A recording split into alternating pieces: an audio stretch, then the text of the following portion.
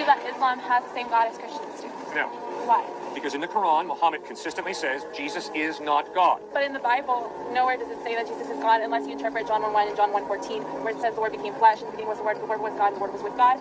But Jesus never said blatantly, I am God. In John 8:58, Jesus says, before Abraham was born, I am. The Jews did not call God G-O-D. They called him Yahweh, Jehovah, which is the Hebrew verb to be. I am who I am. Very deliberately, in John 8:58, Jesus says, before Abraham was born, I am. No misunderstanding among the Jews. They understand it as the sin of blasphemy. That he, a mere man, would have the audacity to claim to be God in human form is unacceptable. John chapter 10, verse 30, Jesus says, I and the Father are one. Once again, no misunderstanding. The Jews pick up stones to stone him for blasphemy.